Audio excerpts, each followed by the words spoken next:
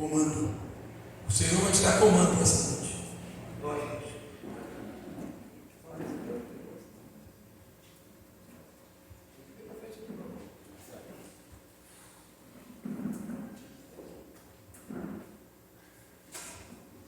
Amém, irmãos? Amém. Glórias a Deus.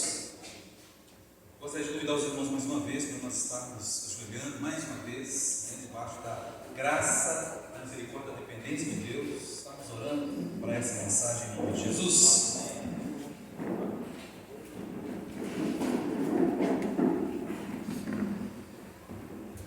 Nosso Deus e nosso Pai, bendito seja o teu santo, poderoso e glorioso nome, Senhor.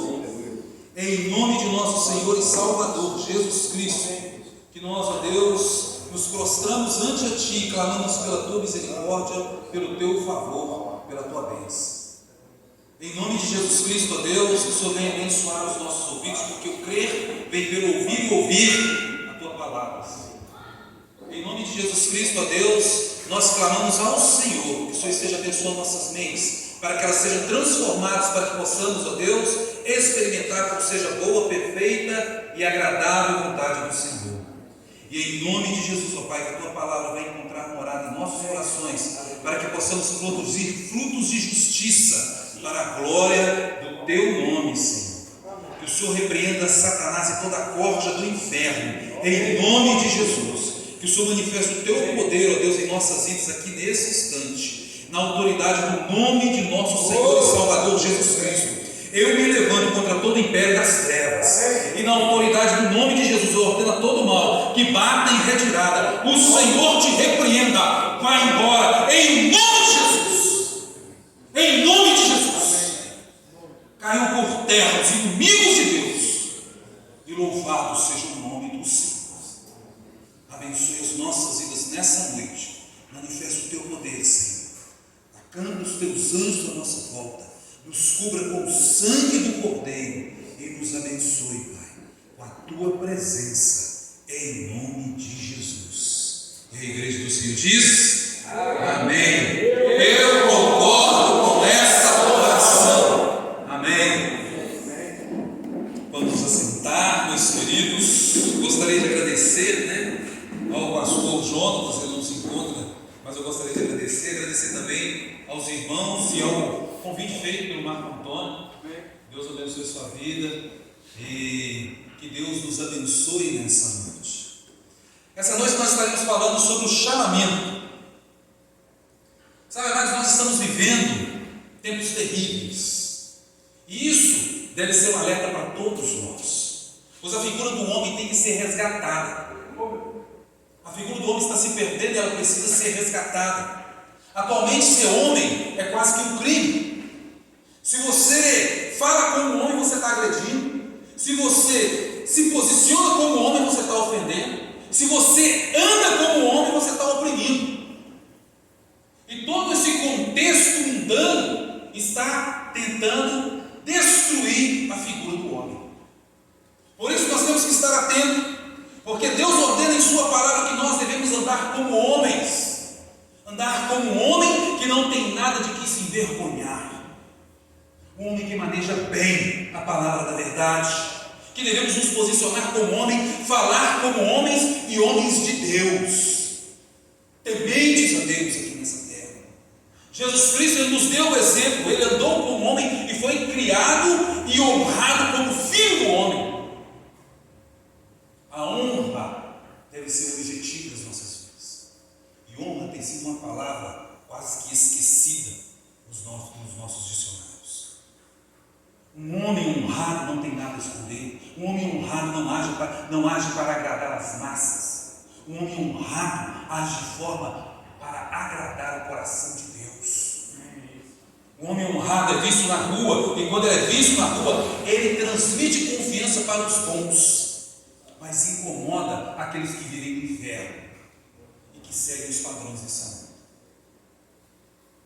Nós temos que nos preocupar em agradar a Deus e não aos homens dessa terra, não aos homens mundanos. Por isso que homem que é homem não faz conchavo, homem que é homem não se vende, homem que é homem não anda na surdina, não age na traição. Lembra de Jesus quando ele foi preso?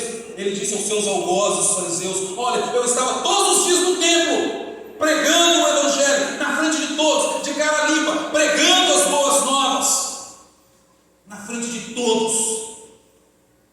E vocês me prendem à noite? Por que vocês não me prenderam lá? Os fariseus escolheram a noite porque eles eram homens das trevas. Eles não eram homens honrados. Não tiveram atitude de homem porque agiram na traição, na surdina. Eles não tinham honra. Conheciam a lei de Deus, mas agiam como filhos das trevas. Eu gosto muito de um texto que está no Evangelho de João, no capítulo 3, a partir do verso 20, que diz: quem pratica o mal odeia a luz e não se aproxima da luz, temendo que as suas obras sejam manifestas. Mas quem pratica a verdade vem para a luz, para que se veja claramente que as suas obras são feitas em Deus. Somos filhos da luz. Por isso, como homens, devemos andar na luz.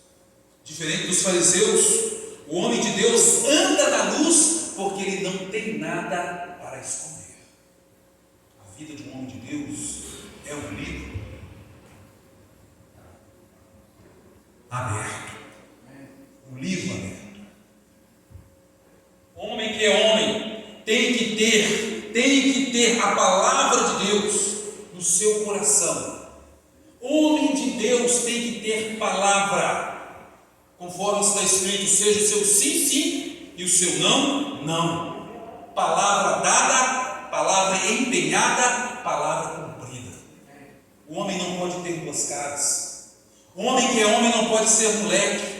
Como Paulo diz na sua primeira carta aos Coríntios, no capítulo 13, verso 11: quando eu era menino, eu andava como menino, falava como menino, pensava como menino, raciocinava como menino. Quando me tornei homem, deixei para trás as coisas de mim. Temos que ser responsáveis, não podemos brincar com aquilo que é sério. Temos que tratar as coisas sérias de forma séria, com a seriedade que elas merecem. Afinal de contas, Deus não nos chamou para sermos moleques. Temos que ser responsáveis. Nós temos responsabilidade. Mas aí aparece um e fala: nossa, essa palavra está muito dura. A palavra não é dura, ela é normal. Ela é dura quando nós a recebemos como crianças. Porque Deus quer que nós sejamos homens. Então, quando nós recebemos a palavra de Deus como criança, nós só temos uma opção: virar homem. Ao invés de ficar chorando, ficar de mimimi, vai virar homem, rapaz. Assuma a sua responsabilidade.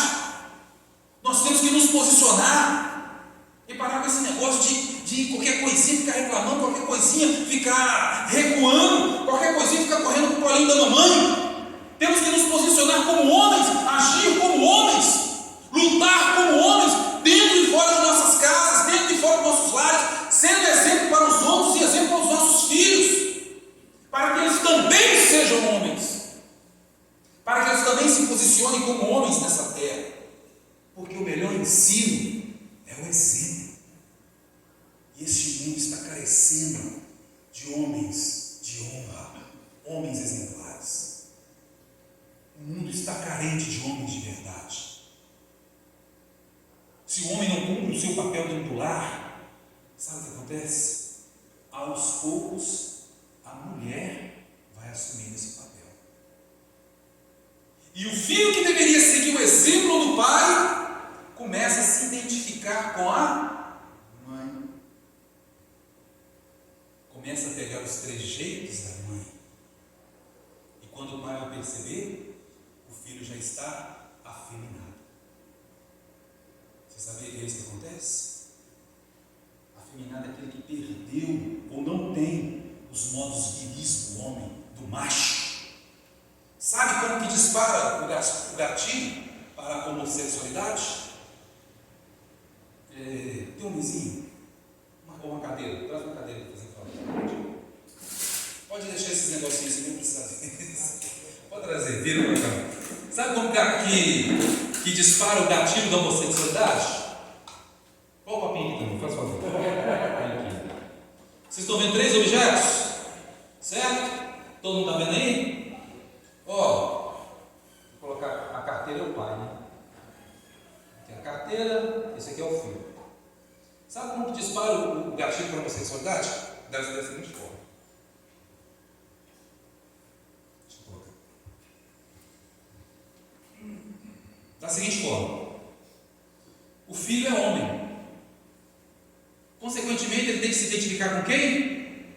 Com o pai, que é homem. Sabe por quê? Porque o objeto de desejo do pai é a mulher. Agora, quando o filho que é homem se identifica com a mãe que é mulher, sabe qual se torna o objeto de desejo do filho? O mesmo objeto de desejo da mãe, que é um homem. A psicologia explica isso, a vida explica isso. E a mesma coisa acontece com a mulher. Quando a mulher ela não assume o seu papel de mulher no lar e é o homem quem o faz, o que acontece? A mulher, a filha mulher, se identifica com o pai que é homem. Qual que é o objeto de desejo do pai? A mulher, que consequentemente será o objeto de desejo da filha. Lares desestruturados geram filhos desestruturados. Assuma o seu papel de homem dentro de casa. Porque quando nós não somos exemplos, nós perdemos a autoridade para corrigir. Quando somos omissos, nós confundimos o amor com complacência. O amor corrige, a complacência passa a mão na cabeça. É por isso que lá em Isaías Deus chama a nossa justiça de trapo de imundície. Porque nós não aplicamos a justiça com amor, mas aplicamos a justiça com complacência. A justiça complacente, ela é tendenciosa. Como que isso funciona? Isso já aconteceu no ministério. Eu vou fazer 20 anos de ministério, 20 anos de ministério agora, dia 8 de agosto. Isso já aconteceu nas igrejas que eu pastorei. O que acontece? Quando outra pessoa erra, a gente quer o quê? Ferro e fogo. Nós queremos o quê? Que se cumpra todos os rigores da lei. Agora, quando acontece com os nossos filhos, é apenas uma criança. Ele não sabia o que estava fazendo. Complacência, isso não é amor. Não, ele não pode pegar essa pena. Mas o Código Penal fala o quê? De 3 a 8 anos. Não, mas ele é o filho. Por que para você a coisa tem que funcionar diferente do filho do outro? Não foi o mesmo crime? Complacência. Deus nos ama, por isso Ele é justo. Ele perdoa os nossos pecados, mas Ele nos deixa sofrer as consequências. Não podemos ser complacentes. Por isso que a nossa justiça é trapo de imundície. Deus corta reto. Nós não, nós oscilamos. Nós não fazemos justiça. Nós queremos justiça para o outro, mas para nós não. Para nós misericórdia. Por isso que a nossa justiça é trapo de imundície. Eu sou radicalmente contra o divórcio. Nunca celebrei casamento divorciado. Nunca casei crente com não crente. Foi o primeiro versículo que eu decorei e eu terminei um noivado por causa disso. 2 Coríntios 6,14: não vos prendais a um jugo desigual com os infiéis, porque não há união ou comunhão entre alguns extremos. Não há. Isso inclusive nos negócios, não é só em questão de relacionamento. Já formei vários, dezenas de casais casados para sempre, eu e minha esposa. Nós acreditamos no casamento. E uma vez casado, casado para sempre. No céu, meu querido, só vai morar homens honrados. Não se engane. Que andam segundo a palavra. Que não vivem segundo as ideologias mundanas e humanas que nós temos por aí. Por isso que nós temos que resgatar não só a figura do homem, mas também a figura do sacerdote do lar, a figura paterna. Porque muitos homens têm sido omissos, não têm cuidado dos seus filhos, não têm passado tempo com os filhos. Nós homens temos um chamado, e isso significa que a nós homens foi dada uma missão, e essa missão é uma responsabilidade e cabe a nós cumprir essa missão, porque essa missão é de nossa responsabilidade. Nós não podemos fugir dela. Assim, independente de gostarem de você ou não, cumpra a missão. Independente de você ser amado ou não, cumpra a missão. Independente de você gostar ou não, cumpra a missão. Independente das adversidades, cumpra a missão. Independente das tribulações, cumpra a missão. Independentemente de ser motivado, de estar motivado ou não, cumpra a missão. Independentemente de você ser reconhecido ou não, cumpra a sua missão. Seja homem. Vamos lá? Seja homem. Se falharmos em cumprir a nossa missão, nós falhamos em tudo, porque está tudo ligado. Se falharmos na missão, falhamos na responsabilidade, falhamos no chamado e falhamos em ser homens.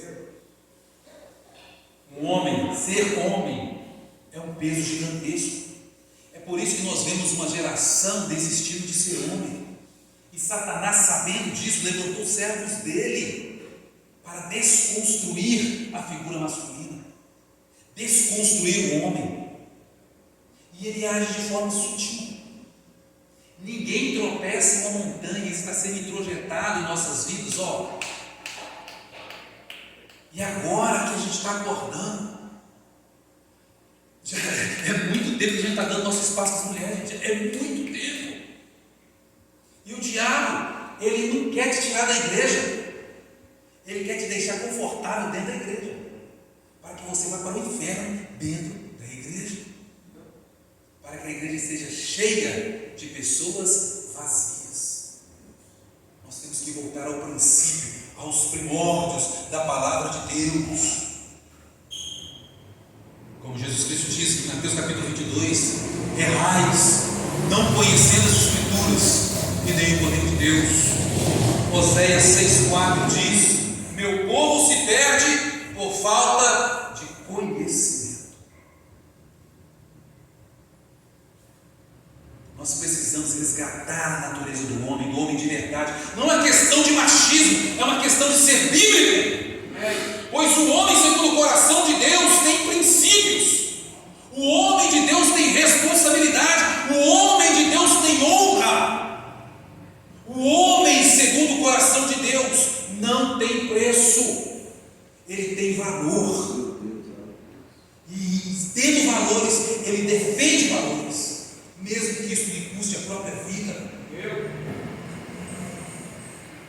É morrer pelos nossos lares, morrer por Deus, por Jesus, e depois morrer pelos nossos lares, proteger as nossas famílias. É por isso que ser homem tem um peso muito grande. Só quem é homem de verdade tem garra e disposição necessária para carregar esse peso. Para o homem de verdade, o homem segundo o coração de Deus, esse peso a ser carregado não é um fardo, é um privilégio, é um prazer. O chamado do homem é vital para a família, vital para a família e para uma sociedade bem sucedida. É um chamado que engloba uma série de atribuições. Ao homem é atribuído o dever de ser o provedor. É aquele que sustenta a casa, aquele que sustenta a família. A mulher pode ajudar, mas essa é a atribuição do homem. É o homem que tem que botar comida na mesa, é o homem que tem que pagar as contas.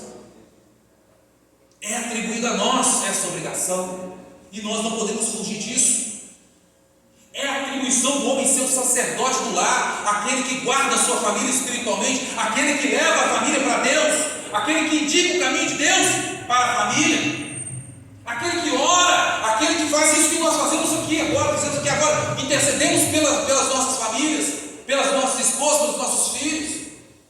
É atribuído ao homem, é a obrigação do homem, nós não podemos fugir disso. É a atribuição do homem ser o guardião, o protetor da casa. É aquilo que Jesus Cristo fez pela igreja. Deve amar a esposa assim como Cristo amou a igreja. O cara vai dar um tiro, você coloca na sua esposa, se coloca na frente, você toma o tiro por ela. É função do homem, responsabilidade do homem. É atribuído ao homem o dever de ser exemplo de caráter.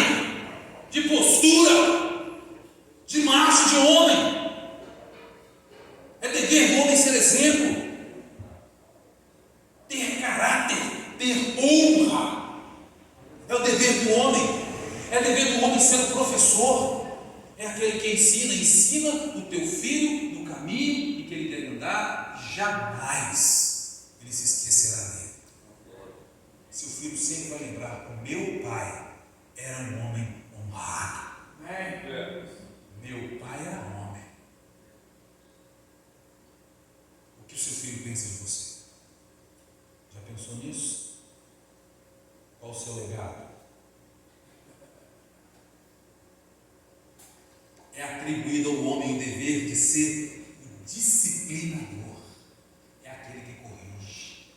Ah, não. Fala para a mãe: não, faz você lá. É sua obrigação. É seu dever como homem corrigir seu filho. E a Bíblia fala sobre o quê? A vara da correção. Não, eu vou dar um tapinha porque machuca, vara não. A Bíblia fala o quê? Vara. Quem preserva o seu filho da vara da correção está lançando ele no fogo do inferno. Tem que ser corrigido sim, porque vai dar trabalho para o pessoal lá fora, lá na frente. É melhor ele apanhar do pai do que apanhar da polícia depois. Já pensou nisso? São tarefas que não são fáceis, mas que são a nossa responsabilidade. E quem não aceita essa responsabilidade vai mudar de sexo. Vai ser mulherzinha. Nós temos que ser homens e nos posicionar como homens, assumirmos a nossa responsabilidade como homens. A gente não tem que ser melhor que Deus, não. Deus fala: corrija com a vara. Você fala assim: não, eu acho que eu vou achar um caminho melhor. Você está querendo ser melhor que Deus. Deus está falando para corrigir porque corrigir é o melhor. Aí você fala que não vai corrigir porque o seu pensamento é melhor. Você está querendo ser melhor que Deus. Satanás fez a mesma coisa, sabia? Quando ele estava lá do céu, ele falou a mesma coisa. Ainda falou que queria colocar a estrela dele acima do trono de Deus. Por isso que em vez de Lúcifer, que é anjo de luz, hoje é Satanás, que significa adversário. Quando queremos ser melhor que Deus, nós estamos nos tornando adversários de Deus. Nós somos servos e temos que nos colocar no nosso devido lugar de servos. Por isso que nós vivemos uma sociedade que quer fragilizar o homem, para que o homem desista de ser homem e não queira cumprir a sua responsabilidade de homem, para que o homem não aceite a sua missão, porque quando os homens não aceitarem mais o seu chamado, o caos se instalará e o mundo que conhecemos não mais existirá. Você percebeu isso aí? Quando nós deixarmos de ser homens e cumprir a nossa responsabilidade, o caos irá se instalar. E o mundo que nós conhecemos não vai existir mais. Olha a importância que existe de sermos homens de fato. Por mais que as mulheres queiram tomar a frente, até cumprir algumas responsabilidades que são dos homens, lhe faltam algo que é essencial, lhe falta a estrutura que Deus deu para o homem. É por isso que quando as mulheres tentam cumprir o papel do homem, o resultado é catastrófico, até suicida. Porque não aguentam o peso da estrutura que Deus nos deu. E vice-versa, a mesma coisa acontece quando o homem quer fazer o papel que é da mulher.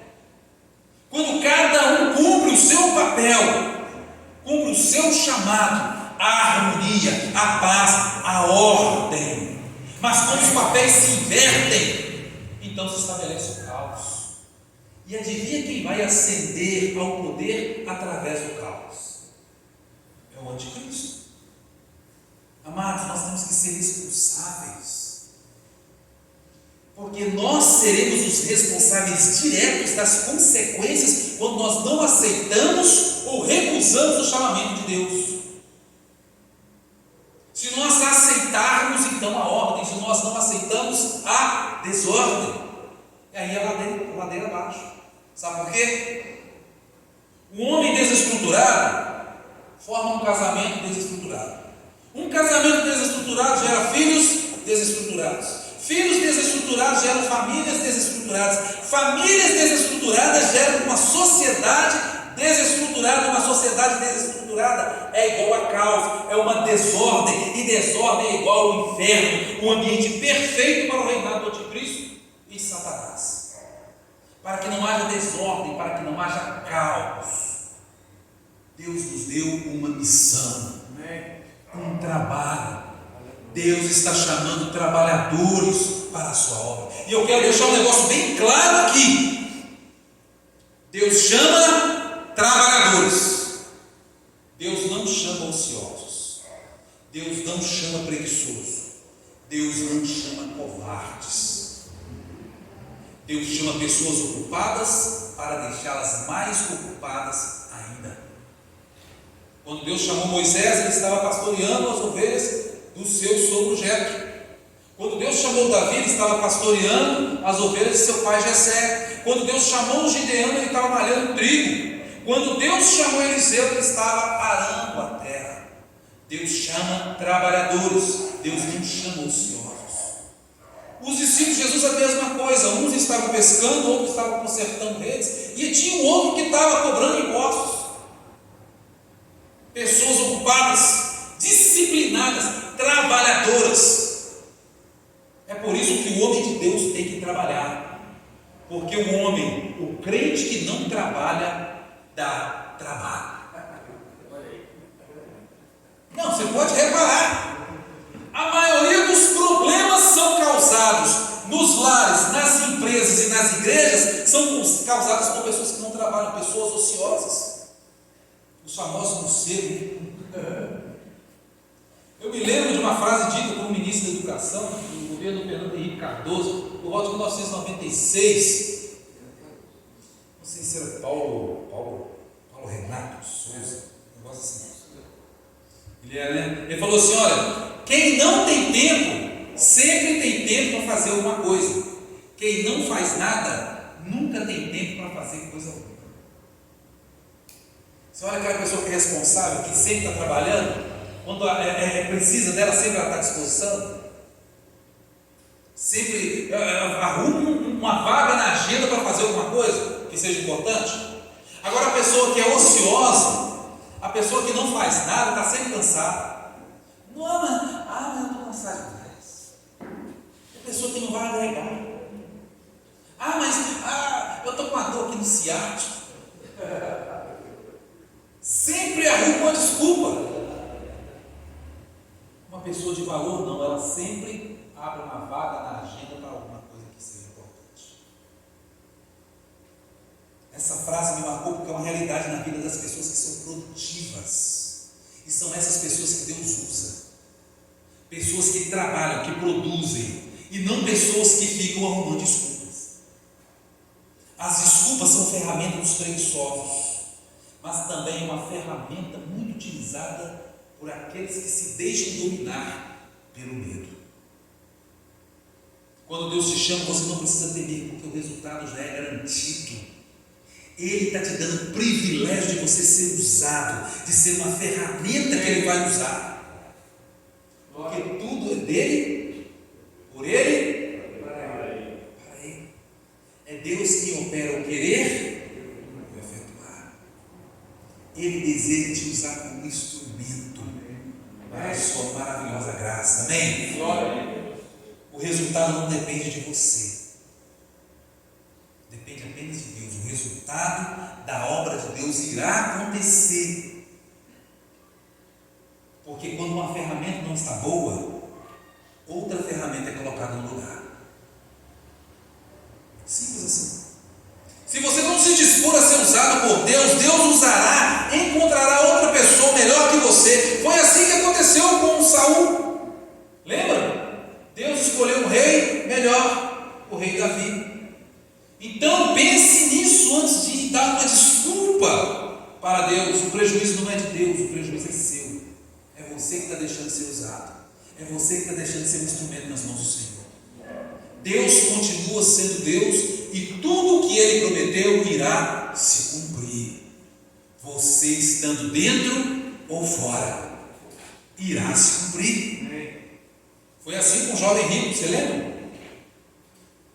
Vá, venda tudo o que tem, dê para os pobres, depois venha e me siga.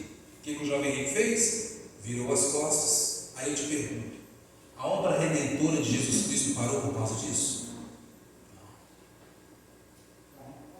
Jesus correu atrás daquele jovem para poder tentar negociar com ele. Ele foi embora. Vida que segue e a obra redentora de Jesus não para. Prejuízo para o jovem rico. Então eu pergunto para vocês, homens, vocês estão dispostos a cumprir o chamamento de Deus para suas vidas?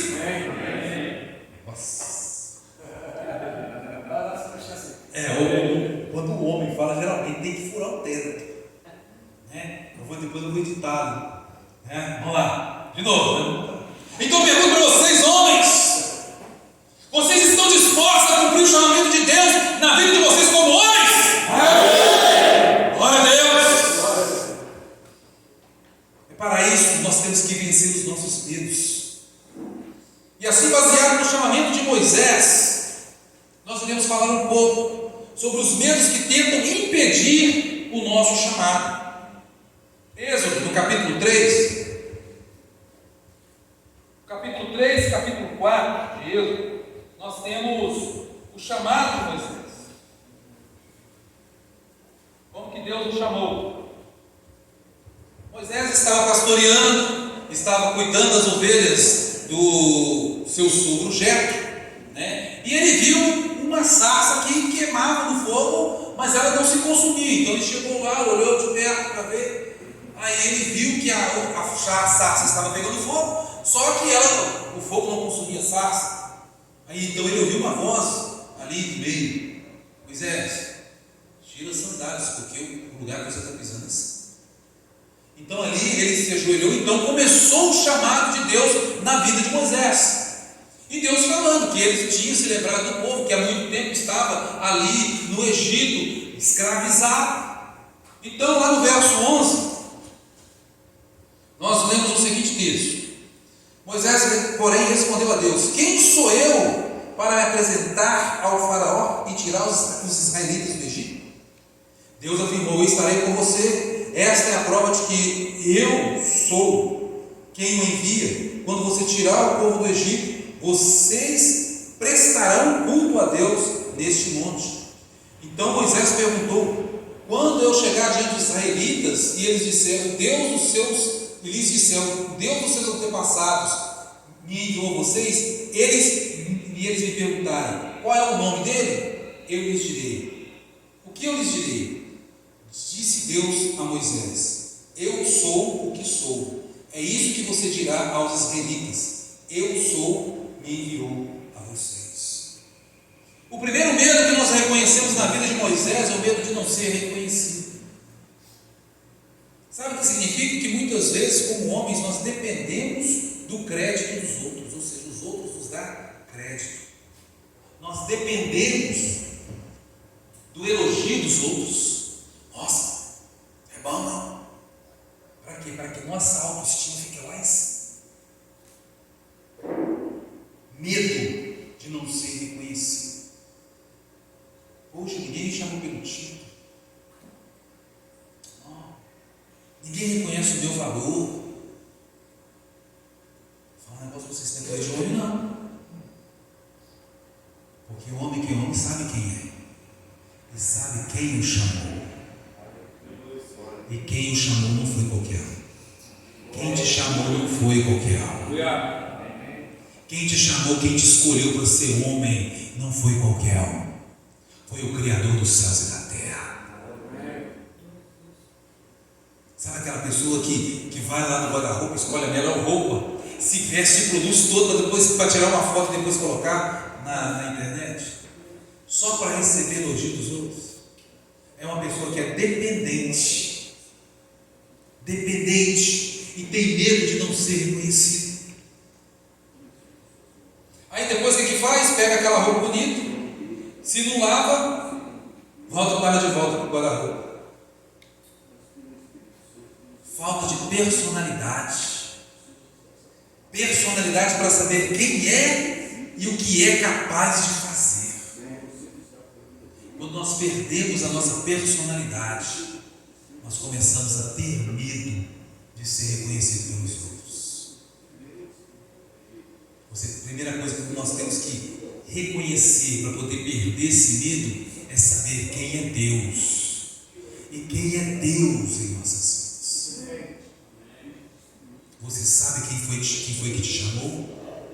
Você conhece esse Deus? Você serve esse Deus? Você vive para esse Deus?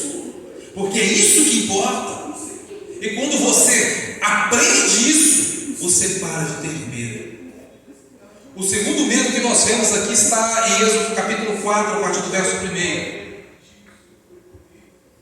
Assim está escrito: respondeu Moisés: e se eles não acreditarem em mim, nem quiserem me ouvir, e disserem: o Senhor não lhes apareceu? Então o Senhor lhe perguntou: o que é isso na sua mão? Uma vara, respondeu ele. Disse o Senhor: jogue no chão. Moisés jogou-a, e ela se transformou numa serpente. Moisés fugiu dela, mas o Senhor lhe disse: estenda a mão e pegue-a pela cauda. Moisés estendeu a mão, pegou a serpente, e essa se transformou numa vara em sua mão. E disse o Senhor: isso é para que eles acreditem que o Deus dos seus antepassados, o Deus de Abraão, o Deus de Isaac, o Deus de Jacó, apareceu a você. O segundo medo que nós identificamos no chamado de Moisés é o medo de ser desacreditado. É aquele medo que faz você depender da opinião dos outros, depender daquilo que as pessoas pensam ao seu respeito. Medo de ser desacreditado. E se as pessoas não acreditarem em mim? Medo de perder o apoio dos outros. E se eu ficar sozinho? Quem poderá me socorrer? Medo. Medo que as pessoas te deixem sozinho. Medo da aprovação dos outros. Sabe aquela pessoa que busca no olhar dos outros a aprovação daquilo que ele está fazendo? Às vezes ele vai e começa, até na igreja mesmo, ele está varrendo assim, e tem um monte de gente conversando ali, aí ele vai chegando com a vassoura perto, chegando com a vassoura perto, até que as pessoas notem que ele está varrendo, para poder dar parabéns para ele. Ao invés de ser aquela pessoa proativa, que vai na igreja quando está tudo fechado e limpa a igreja sozinho, sem precisar de apoio, sem precisar de recompensa dos outros. Porque, meus amados, o crédito não é para nós, a glória é para Deus. Quer comais, quer bebais, ou façais qualquer outra coisa, façais tudo para a glória de Deus. Senão vira vaidade. Por que Satanás foi expulso do paraíso? Vaidade. Eu sou mais bonito. Eu sou o querubim ungido. Não faça para você, faça para Deus, porque a glória é de Deus. Quando nós fazemos para Deus, para glorificar o nome de Deus, tudo flui. Mas quando a gente começa a fazer as coisas para que o nosso nome seja reconhecido, nós vamos ladeira abaixo. Por isso que muitas bandas de igreja afundam. Sabe por quê? Porque a primeira coisa que eles querem, a primeira sempre, eu já cantei em banda de rock, evangélico, só não cantei em banda de pagode, mas eu cantei em banda, já. Tudo começa com, para a glória de Deus, aleluia. Aí depois já começa a falar só, glórias a Deus, mas eu estou aqui. E aí já não é mais glória a Deus, aí é só Ele. Muitas bandas afundam por causa disso, porque quando já começam a crescer, porque está na presença de Deus, sai da presença de Deus, porque começa assim e vai descer. Ou começam a servir mamão. Aí já não é mais glória a Deus, aí a glória é mamão. Porque o objetivo é ficar rico, é ter a independência financeira. E Deus não nos chamou para isso.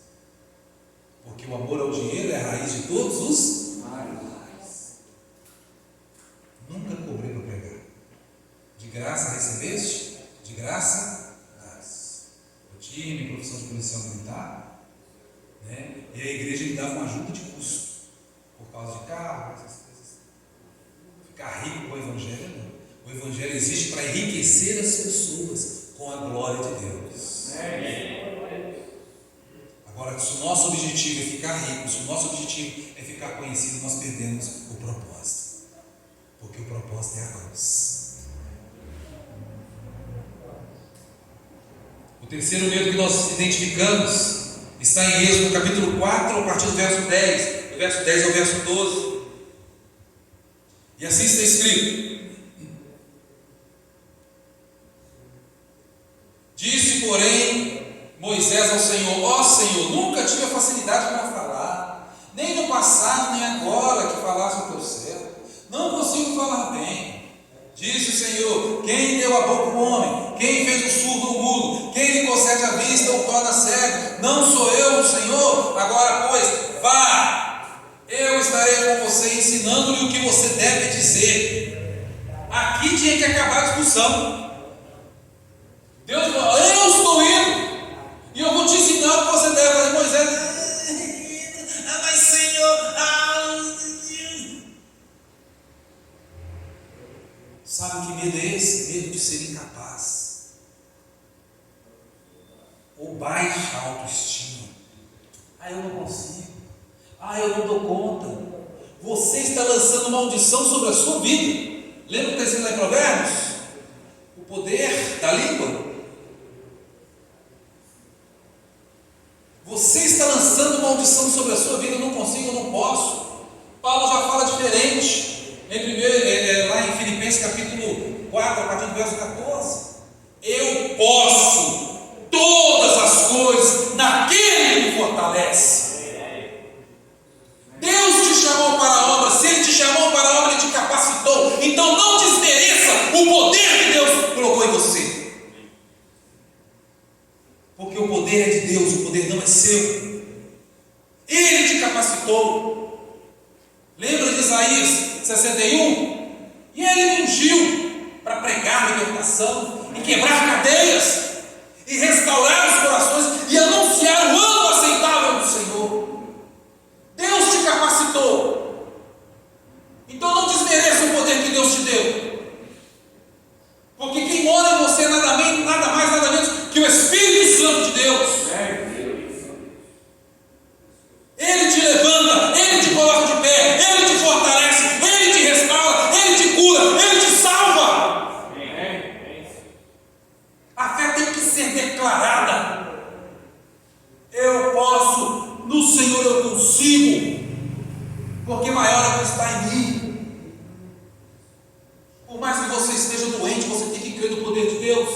Por mais que você esteja enfermo, você tem que crer no poder de Deus, porque a fé é isso.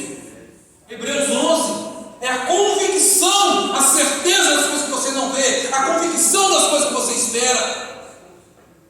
Não desmereça o poder de Deus que é em você. Apenas creia. Porque quando você se desmerece, você está dando descrédito a si mesmo. E isso é diferente de ser humilde, ou de ter humildade. Isso é autocomiseração. Tadinho de mim, coitadinho de mim. Eu não posso, eu não consigo, eu sou fraquinho, eu sou dodói. Vá virar homem. Levanta, toma postura e segue em frente. Revista-se do poder de Deus, da autoridade do Senhor, e vai com poder e autoridade enfrentar as dificuldades, os problemas que tem lá, porque é na guerra que a gente cresce.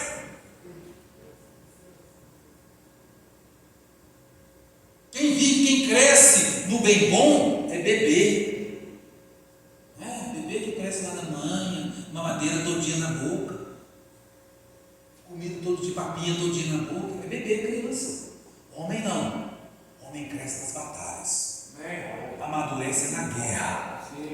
Deus te chamou para você guerrear. Deus te chamou para você vencer batalhas e não ficar se colocando como coitadinho. E o quarto medo que nós encontramos aqui no chamado de Moisés, o quarto medo está do verso 13 ao verso 17. Respondeu, porém, Moisés: Senhor, eu peço que te envie outra pessoa.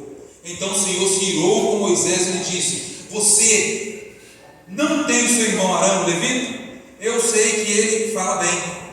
Ele já está vindo ao seu encontro e ele alegrará em vê-lo. Você falará com ele e lhe dirá o que ele deve dizer. Eu estarei com você quando falarem e lhes direi o que fazer. Assim como o Senhor fala ao profeta, você falará ao seu irmão e ele será o seu porta-voz diante do povo. O quarto medo que nós encontramos aqui: medo de cometer erros, medo de errar, medo de falhar, medo de ser acusado. Muitas vezes, quantos projetos nós deixamos de fazer porque a gente fica com medo de falhar? Quantas coisas Deus mandou você fazer e você não fez porque você teve medo de errar, medo de falhar, medo de ser acusado? Olha, a culpa é dele. Foi fulano de tal que fez. E toda hora a gente quer se esquivar. Sabe por que a gente quer se esquivar? Porque a gente não quer assumir a responsabilidade. Deus te deu uma responsabilidade. E como homem nós temos que nos colocar na brecha. Nós não podemos deixar a coisa passar. Não podemos ter medo de errar. Quando nós vencemos o medo, nós conseguimos visualizar a vitória. E o mais importante, nós descobrimos que somos apenas um canal. Tudo é feito por Deus, o resultado é garantido. Você viu aqui Deus chamando Moisés? Não, você vai, eu falarei contigo, eu farei contigo. Aí Moisés falou, Deus falou assim, não, pode achar que eu vou fazer contigo, eu vou fazer. Aí chega um ponto que Moisés, Senhor, me envia outro, aí Deus se ira. Porque Deus falou, eu não estou falando que eu vou fazer tudo. Eu não estou falando que o meu espírito é contigo, o meu poder é contigo, o que você quer mais? E Moisés quer se esquivar. Muitas vezes nós nos esquivamos de uma responsabilidade que é nossa. O resultado é garantido. Nós somente temos que responder ao chamado de Deus e nos dispor para ser usados. Amém? Deus está te chamando para ser usado nessa noite. Amém? Fiquemos de pé. Vinde após mim, foi o que disse Jesus. Ele vai na frente, meus amados. Tudo que nós temos que fazer, tudo que cabe a nós, é apenas segui-lo e obedecê-lo. Os milagres seguirão aos que creem. Está lá em Marcos capítulo 16, verso 16. E esses sinais seguirão aos que creem. Você não precisa correr atrás da bênção, porque está escrito que a bênção irá correr atrás de você. Tudo que você tem que fazer é crer. Tudo que você tem que fazer é se dispor. Tudo que você tem que fazer é se apresentar. Foi Jesus quem disse: Ele é quem vai à frente, cabe a nós apenas segui-lo. Os milagres seguirão os que creem. Nós somos instrumentos nas mãos de Deus. Mas lembre-se, o instrumento que é útil é aquele que está disponível. Esteja disponível e deixe o restante com Jesus, porque dele, por ele e para ele são todas as coisas. A ele a glória. Amém? Feche os seus olhos. Porque dele, por ele, para ele são todas as coisas. Porque dele, por ele, para ele são todas as coisas. Porque dele, por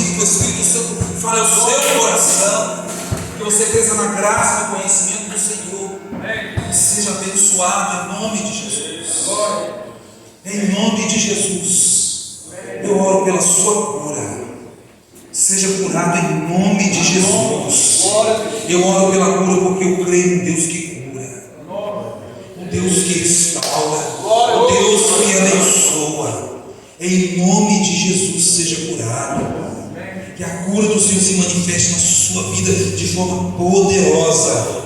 Que você testemunhe aos povos o que Deus fez na sua vida, em nome de Jesus. Seja curado em nome de Jesus. Seja curado em nome de Jesus.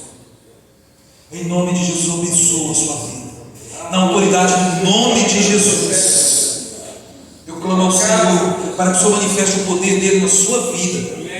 Que você seja curado, restaurado, a sua vida seja liberta agora em nome de Jesus. Que apenas o Espírito Santo de Deus tenha o poder sobre a sua vida, sobre o seu caráter, sobre os seus lábios, sobre o seu coração, em nome de Jesus. Seja abençoado em nome de Jesus. Deus te chamou para você ser cabeça das nações. Seja homem, creia e você verá a glória de Deus. Levante suas mãos. Eu quero te abençoar em nome de Jesus. Que o Senhor te abençoe e te guarde. Que o Senhor sobre vós levante o seu rosto e tenha misericórdia de ti. Que o Senhor sobre vós levante o seu rosto e te dê a paz. Que o amor do Pai, a graça de nosso Senhor e Salvador Jesus Cristo e a comunhão do Espírito Santo de Deus que seja sempre sobre a sua vida, sobre a sua casa, sobre a sua família, em nome de Jesus. Amém. Deus abençoe a todos. Obrigado.